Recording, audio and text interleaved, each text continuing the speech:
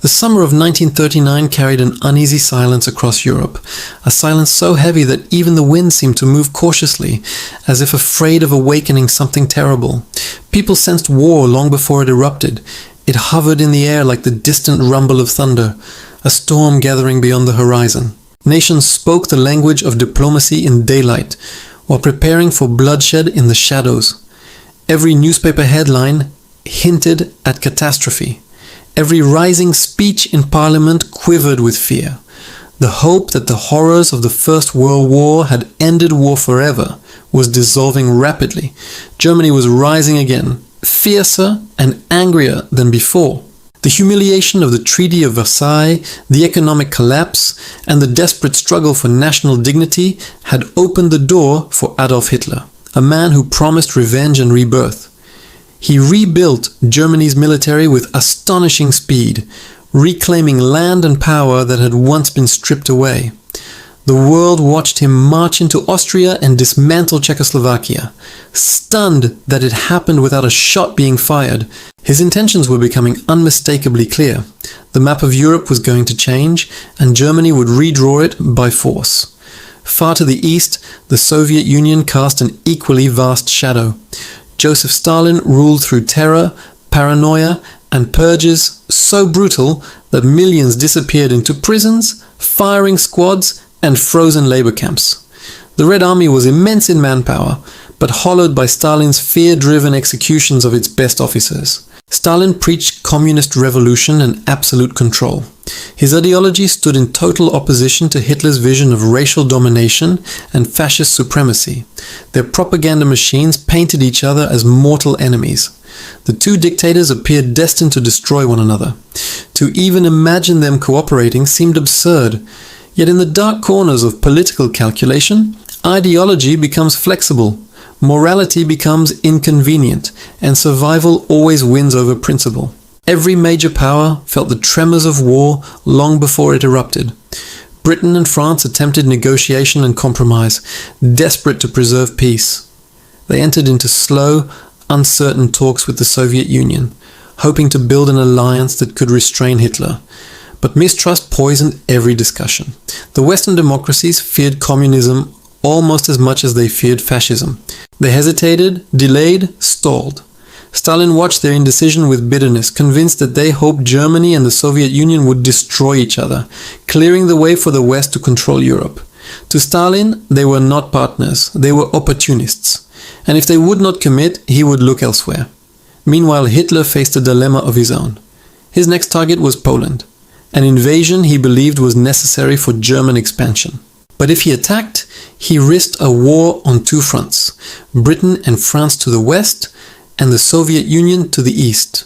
His generals warned him repeatedly that Germany was not yet strong enough to survive that scenario. Publicly, Hitler denounced Bolshevism as an evil that must be eradicated.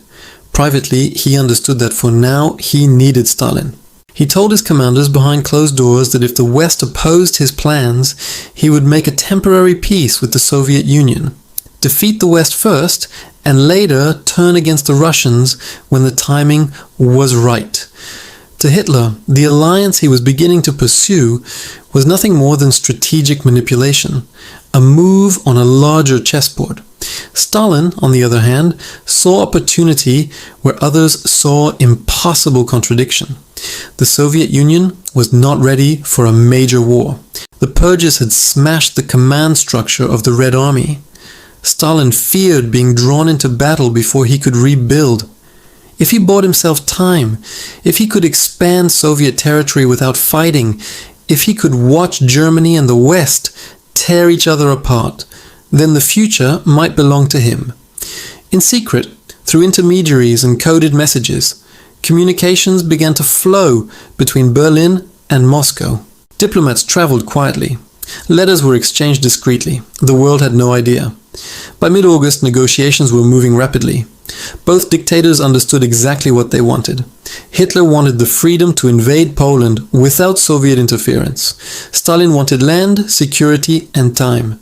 Neither cared about ideology, both cared only about power.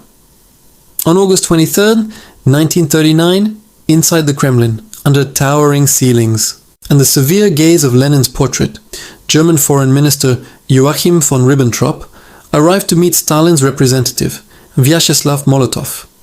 The meeting stretched deep into the night. Documents were reviewed, rewritten, reconsidered. At last, late in the evening, they signed the agreement that would shock the world, a German-Soviet non-aggression pact. Cameras captured smiling faces, handshakes, and champagne glasses raised in celebration. The photographs were distributed globally within hours.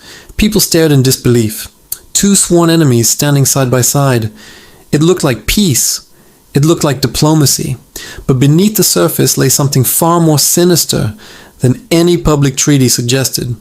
Attached to the agreement, hidden in a classified additional protocol, was a secret contract dividing Eastern Europe between them. Poland was to be carved in half. Estonia, Latvia, and later Lithuania would fall under Soviet control. Parts of Romania were marked for future annexation. Entire nations were exchanged like bargaining chips, without consent, without warning, without mercy.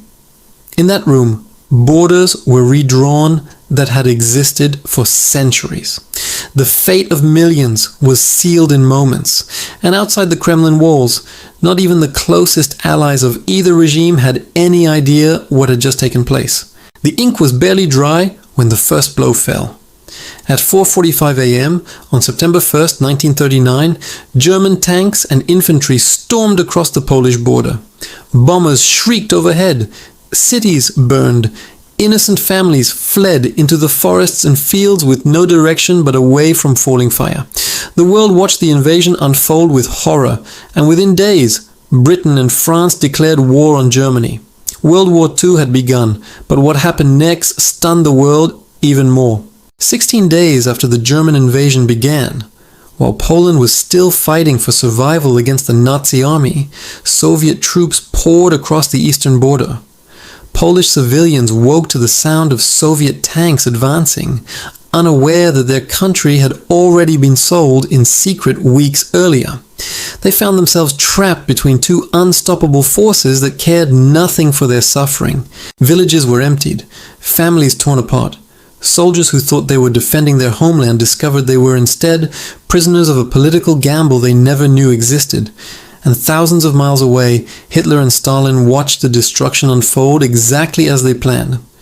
The greatest war in human history had not begun with the roar of armies, but with a quiet handshake in a closed room, a deal sealed with false smiles and broken trust.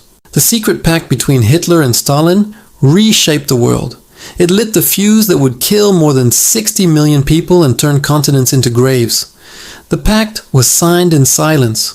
The world screamed in response. The first snows of October 1939 fell over a Poland already shattered beyond recognition.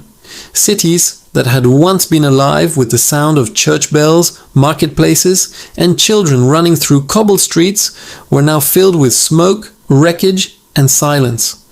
The invasion was swift and merciless.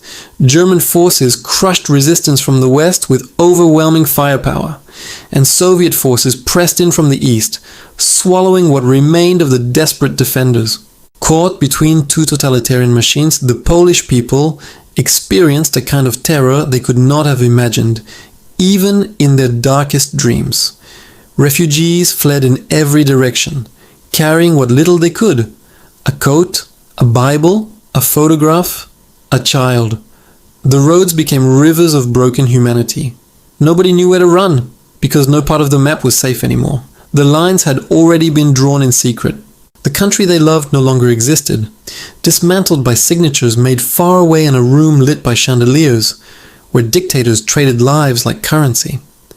When the dust settled, Germany and the Soviet Union did not hesitate to enforce their agreement. Soviet forces rounded up Polish officers, teachers, priests, and intellectuals, anyone capable of inspiring resistance. They were loaded onto trains and sent deep into the Soviet interior. Many would never return. According to declassified Soviet documents, more than 20,000 Polish officers and professionals were executed in the forests around Katyn, Kharkiv, and Tver in 1940, shot one by one and buried in mass graves a secret that would remain denied for decades. Meanwhile, the German occupiers unleashed their own reign of terror in the West. Jewish families were marked, separated, and forced into ghettos. Polish schools were closed, libraries destroyed, cultural institutions dismantled. Hitler believed Poland must be erased, its history, its identity, its future. Stalin sought the same end through a different method, erasing its educated class, destroying its leadership, and replacing its identity with Soviet control. Two enemies, united in purpose even while preparing to betray each other. For a brief and chilling moment, Hitler and Stalin stood as partners. Cargo trains carrying Soviet grain and oil rumbled westward into Germany, fueling Hitler's war machine. German shipments of industrial machinery and military technology rolled east. Soviet newspapers praised Germany as an ally in peace, while German publications instructed their citizens to view Russia as a friendly power. Behind closed doors, Stalin even toasted Hitler, calling him a man he respected. And Hitler, in turn, praised Stalin as a genius of leadership. Their mutual hatred was buried beneath layers of deceit and strategy. Ordinary people were left stunned. The international community watched in disbelief. The world had always expected conflict between Germany and the Soviet Union, not cooperation. Yet newspapers printed photographs of German and Soviet soldiers greeting one another on Polish soil, laughing, shaking hands, sharing cigarettes. Soldiers who could not speak each other's languages exchanged gestures of camaraderie, unaware that within 2 years they would be slaughtering each other in the bloodiest campaign in human history. While the world reeled from the shock, Stalin made his next move. He sent the Red Army into the Baltic states, Estonia, Latvia, and eventually Lithuania. Governments were dissolved. Elections orchestrated at gunpoint installed communist rule. Those who opposed the new order vanished overnight. Stalin believed he was securing a defensive buffer, pushing the Soviet frontier westward to shield against the war he felt was inevitable. In the north, he launched a brutal invasion of Finland in November 1939. The Winter War shocked the world. Soviet troops, expected to crush Finland immediately, struggled against a smaller force that fought with incredible courage and ingenuity, skiing silently through forests and destroying Soviet tanks with improvised weapons. Finnish soldiers in white camouflage became legends, ghost-like figures appearing and vanishing in the snow. Stalin eventually forced Finland to surrender territory, but the cost in Soviet lives was staggering. It revealed a dangerous truth the world had suspected. The Red Army was vast, but deeply flawed. Hitler watched closely. In Berlin, Hitler's generals analyzed every Soviet weakness revealed in Finland. Reports flowed across his desk describing disorganization, poor leadership, and outdated tactics. Hitler began to believe that the Soviet Union was far weaker than anyone imagined. If Germany could defeat France swiftly, he reasoned, then the Soviet Union could fall just as quickly. The pact he had signed with Stalin was never meant to last. It was simply a bridge, a temporary guarantee of safety until the time came to strike. And while the dictators smiled in photographs, both quietly sharpened their knives. Stalin suspected betrayal, but he tried to mask it with political theater. He signed trade agreements. He sent personal telegrams to Hitler, congratulating him on military victories. He ordered Soviet media to silence criticism of Germany. He hoped to delay war long enough to rebuild his devastated military command. But Hitler felt time pressing against him. Germany needed resources, oil, minerals, land, and above all, he believed passionately in conquering the East. He envisioned it as the key to an empire that would last 1,000 years. In his mind, Slavs were inferior, and communism was disease. He had written for years that Russia must be destroyed. Everything he did after Poland was preparation for that war. In June 1940, France fell, shocking the world again. German soldiers marched triumphantly into Paris, while Britain stood alone against the storm. Hitler believed destiny was opening before him, an unstoppable momentum pushing Germany toward global domination. His generals warned that attacking the Soviet Union too soon was dangerous, but Hitler dismissed them. He thought the Red Army was hollow, its strength exaggerated, its soldiers weak and poorly led. His decision hardened into certainty. In December 1940, Hitler signed Directive No. 21, the order for Operation Barbarossa, the invasion of the Soviet Union. The document was stamped with absolute secrecy. Even many senior commanders had no idea what was coming. The pact that once appeared unbreakable was already dead in Hitler's mind. Stalin, unaware of the exact timing, sensed betrayal approaching. German reconnaissance flights increased along the border. Troop movements multiplied. Reports came pouring in from spies across Europe, warning of an imminent attack. British intelligence even sent Stalin a direct warning, but Stalin refused to believe it. He told his generals that Hitler would never risk war on two fronts. He believed Hitler needed him too much. The greatest miscalculation of his life was already in motion. As the spring of 1941 melted the last trace of winter snow, 3 million German soldiers assembled silently across 1,000 miles of frontier, engines rattling softly in the night, waiting for the signal that would ignite the largest invasion in the history of mankind. Behind them rumbled thousands of tanks, artillery pieces, supply trucks, aircraft, all poised like a drawn sword aimed at the heart of the Soviet Union. The world did not yet know it, but the secret pact between Hitler and Stalin, signed in champagne and whispers, was about to explode into a war so vast, so brutal, so unforgiving, that it would reshape the 20th century and leave scars still visible today. The storm was about to break. Before dawn on June 22, 1941, the eastern horizon glowed faintly with the first trace of morning light. Birds began to stir in the forests and fields stretching between Germany and the Soviet Union. Soviet border guards stood at their posts in quiet routine, unaware that they were seconds away from the moment that would alter history forever. The stillness felt almost peaceful, as if the world were holding its breath. Then, at 3:15 a.m., the sky erupted. German artillery opened fire along an 1,800-mile front, unleashing a deafening storm of explosions that shattered the silence. The ground shook beneath the thunder of shells. Flames rose into the sky. Within minutes, thousands of German aircraft soared across the border, bombing Soviet airfields and bases before pilots could even reach their planes. Entire squadrons were destroyed on the ground, turned into burning metal skeletons before engines could start. Operation Barbarossa had begun. German forces poured across the border.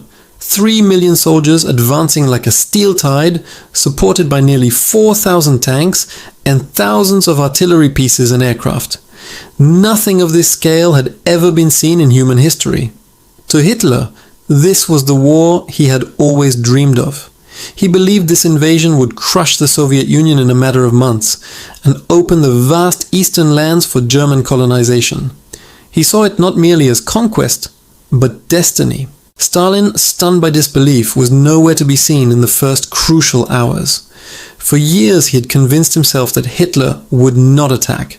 Even as warnings flooded in from intelligence officers, diplomats, informants, and spies, Stalin insisted they were lies spread by the British to drag the Soviet Union into war. He trusted the pact more than the truth standing right in front of him.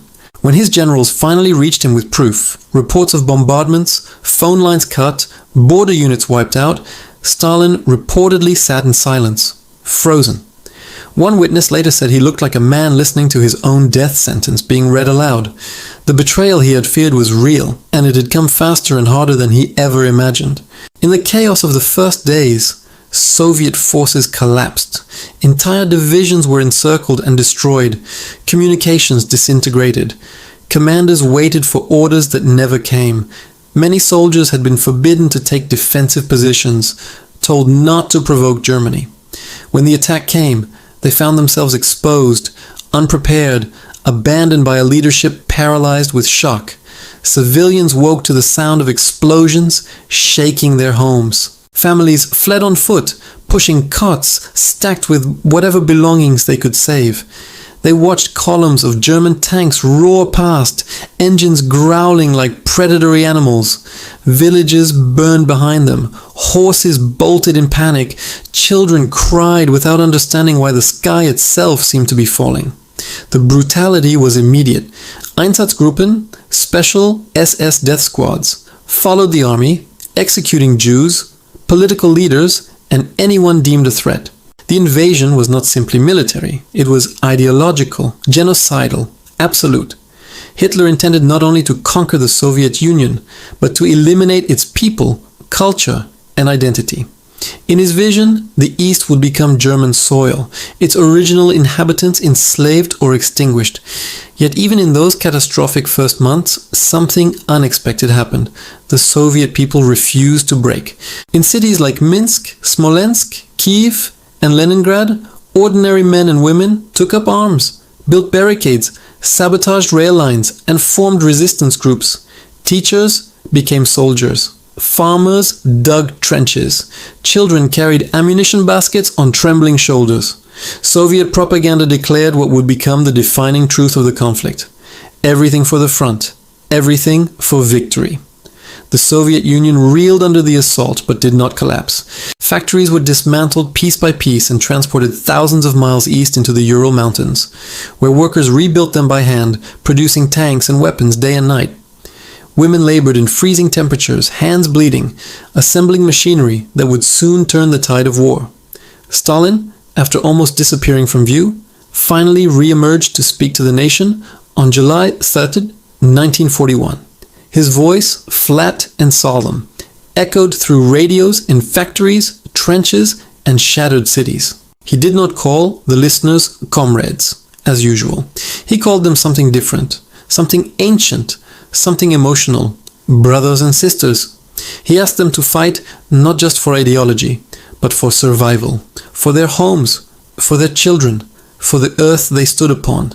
The invasion continued relentlessly. German armies encircled millions of Soviet troops in massive pockets at Białystok, Smolensk, and later Kyiv, a catastrophe of unimaginable scale. Prisoners marched westward under guard, starving, broken, dying by the tens of thousands along the roadside. The Wehrmacht seemed unstoppable. News of victory poured into Berlin.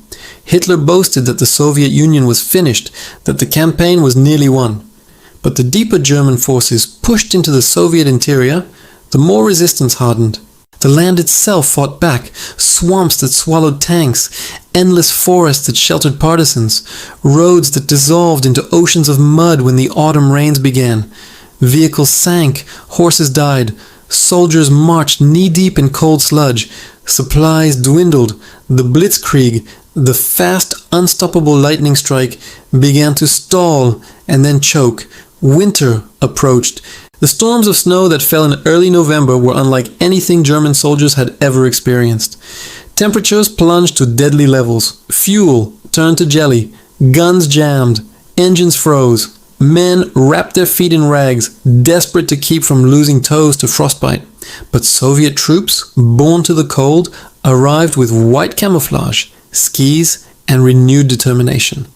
Reinforcements surged in from the east, men and women who had traveled thousands of miles to defend their homeland. The tide turned at the gates of Moscow.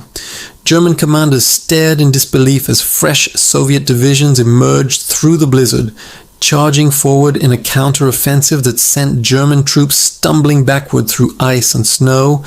What Hitler had promised would be a victory completed before winter became a nightmare of survival.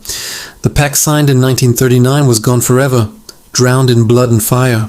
The alliance that once allowed Hitler and Stalin to divide Europe had transformed into the most brutal struggle ever waged between two nations.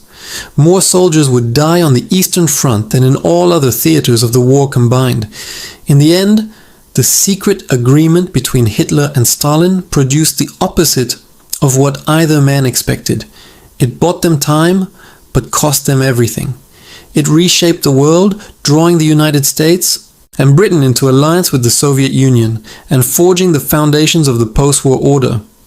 It turned two dictators from uneasy partners into mortal enemies locked in a conflict that devoured millions.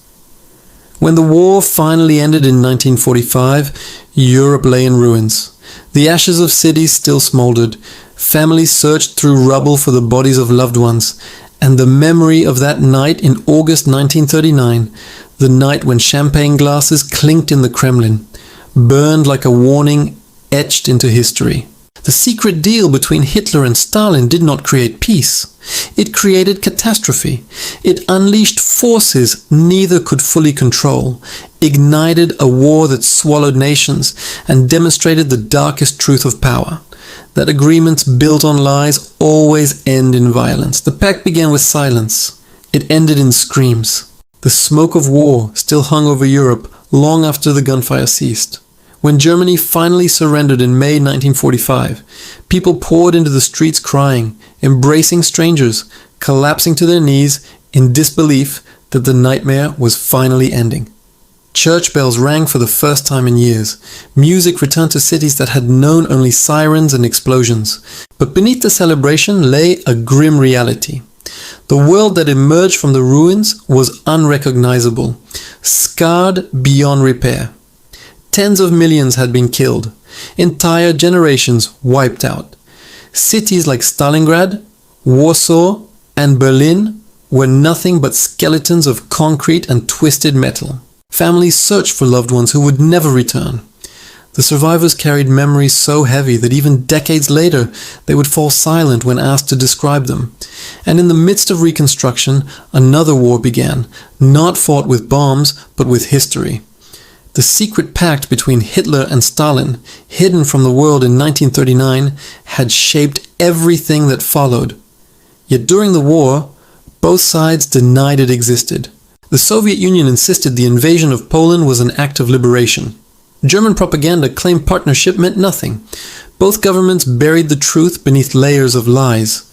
But when Germany fell, Allied investigators began opening archives, seizing documents, interrogating captured officials. Slowly, the truth emerged. Diplomatic cables, signed agreements, maps of divided territories, handwritten notes. The secret protocol, the heart of the betrayal, was discovered piece by piece. And when it became clear what had really happened in that sealed room in Moscow, the world was stunned again.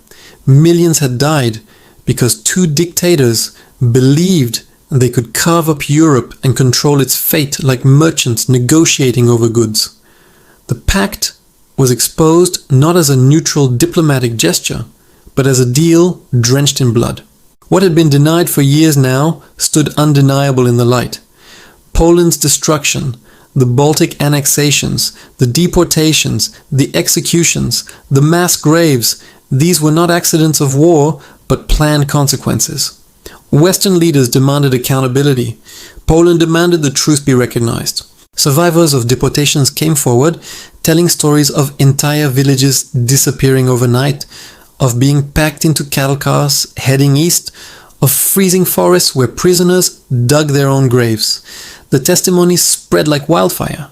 Newspapers around the world printed details of the secret agreement, shocking the public and igniting outrage. Stalin, however, refused to acknowledge anything. He dismissed the documents as forgeries, propaganda, lies invented to discredit the Soviet Union.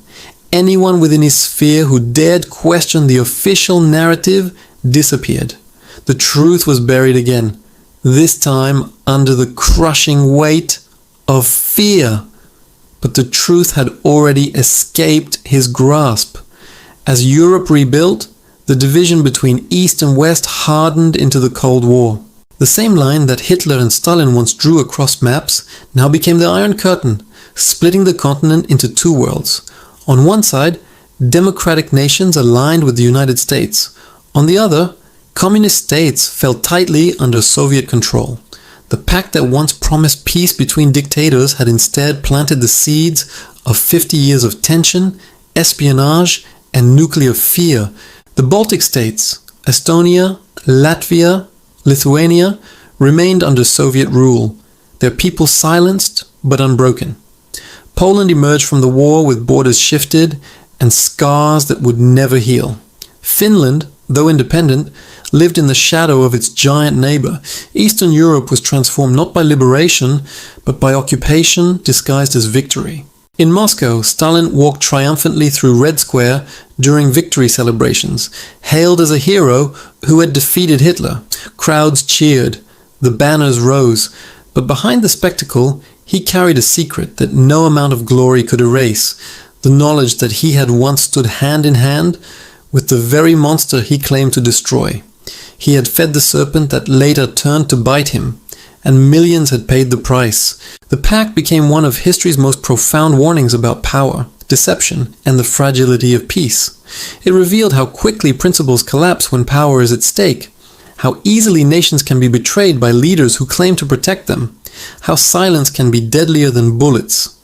It showed the world that alliances built on fear, convenience, and hidden agendas will always end in catastrophe.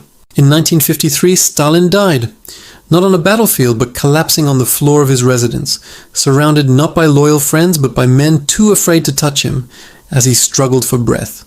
Hitler had already taken his own life in a bunker beneath Berlin, as the empire he built crumbled above him. Two dictators who once toasted their shared success were now reduced to corpses, symbols of ruin, legacies soaked in blood rather than triumph. But the consequences of this secret agreement outlived them both.